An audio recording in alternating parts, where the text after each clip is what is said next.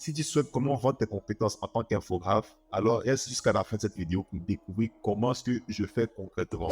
Alors, bienvenue à toi, je suis Jonas Daman, je suis expert marketing digital. J'ai une agence de marketing digital qui accompagne les entreprises et les entrepreneurs à pouvoir augmenter leur chiffre d'affaires grâce à la publicité Facebook et également aux réseaux sociaux. Bien évidemment, je fais également de l'infographie parce que j'ai débuté par cela. Comment est-ce que je procédais donc?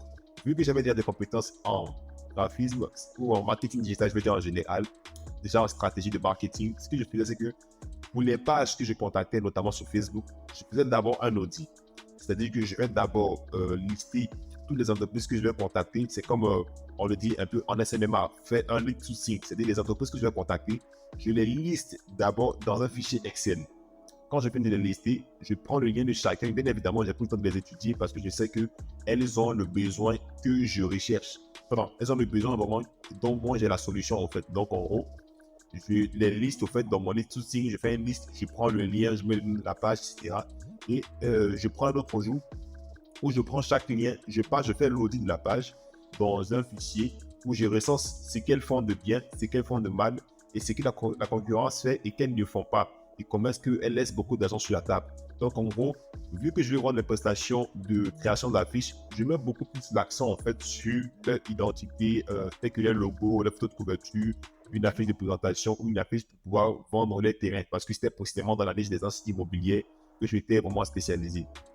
Donc, en gros, tous ceux que je contactais, ils étaient dans la liste des agences immobilières. Je contactais également d'autres personnes dans la restauration, d'autres dans l'information, mais c'était beaucoup plus des agences immobilières. Donc, en gros, à la fin de l'audit, en conclusion, je dis que vous travaillez de la bonne manière, mais seulement que pour pouvoir vraiment exprimer davantage plus confiance, vous devez revoir votre logo si le logo n'était pas bien fait, parce que c'était avec simplement un logo qui était très moche, ou soit ils avaient juste une image qu'ils mettaient sur leur profil. Donc, je leur recommandais de pouvoir refaire le logo, faire une affiche, une photo de couverture, faire une affiche de présentation de services et puis à chaque fois que vous voulez communiquer au fait sur une offre ou sur la vente d'intérêt, vous devez vraiment communiquer avec des affiches professionnelles et pas seulement balancer les images comme ça parce que ça ne reflétait pas trop en fait du professionnalisme. En gros, voilà. Je n'ai pas très bien prononcé le mot, mais vous l'aurez compris déjà.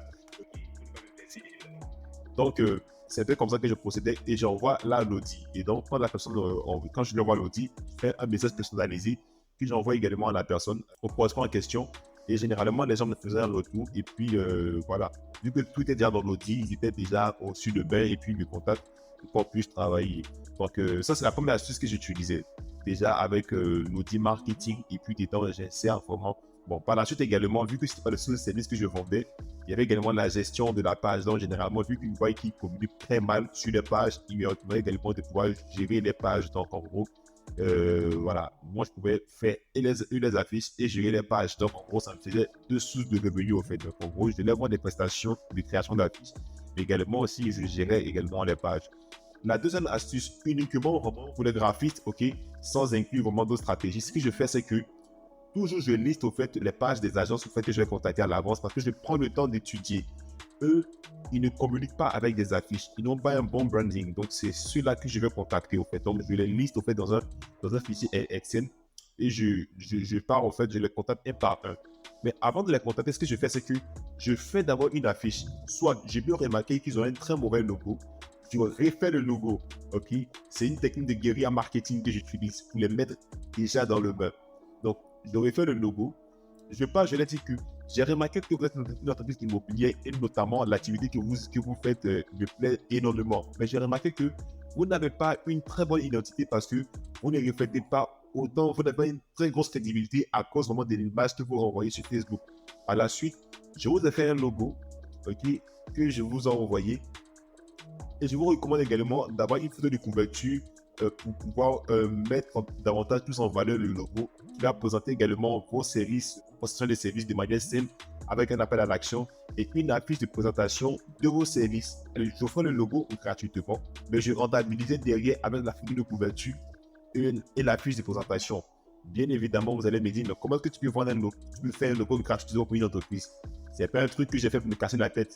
Rapidement, beaucoup de graphistes vont pas forcément aimer ce que je vais dire, mais voilà, sur Canva, je peux faire de très bons logos, ou soit des fois par inspiration, ça me vient, je dessine des trucs, et puis j'essaie de les matérialiser dans Illustrator, et quand ça donne, pourquoi ne pas vraiment le faire gratuitement? Donc je le fais, vu que c'est dans le domaine de l'immobilier, je pense à un bâtiment, un truc, je fais un truc, ça donne ses eaux, ok, directement, voilà, c'est un appât pour moi, quoi. Donc, ça peut être également pas forcément le logo que j'offre gratuitement, ça peut être une affiche au fait que j'offre gratuitement. Ensuite, je leur propose de me faire le logo ou une autre affiche. Donc, généralement, pour les entreprises que j'ai contactées comme ça, ça a toujours fini au fait en partenariat, en fait. Il y a même une entreprise que j'ai pu fidéliser comme ça. Elle, toutefois qu'elle fait des affiches, elle me contacte et c'est moi qui fais leur affiche. Donc, en gros, c'est pas tout le monde qui, bien sûr, se revient vers moi pour que je fasse ces affiches. Je peux contacter environ 5 personnes ou bien 20 personnes, mais uniquement que 3, 4, des fois 5 qui me répondent. Des fois un peu plus, mais au minimum, vraiment, il y a très peu de personnes qui me contactent. Donc, en gros, quand vous allez commencer à adopter cette méthode-là, vous n'allez pas avoir des clients vraiment qui vont courir après vous. Mais voilà, au moins, si vous le faites chaque jour, vous contactez au moins 15 clients chaque jour, je pense qu'en fin de semaine, vous pourrez avoir une bonne somme de votre poche. Donc, voici là les deux astuces que moi j'utilise pour pouvoir rentabiliser mes compétences dans le domaine du graphisme. Si cela t'intéresse, tu peux également les utiliser. Si tu as également des astuces que tu utilises pour pouvoir vraiment vendre tes services, tu peux les laisser en commentaire, ça pourra aider quelqu'un d'autre qui essaie vraiment de pouvoir gagner de l'argent avec ces compétences-là. Et voilà, sur ce, je vous remercie d'avoir suivi la vidéo jusqu'à la fin. On se dit à la prochaine pour une nouvelle vidéo. Ciao.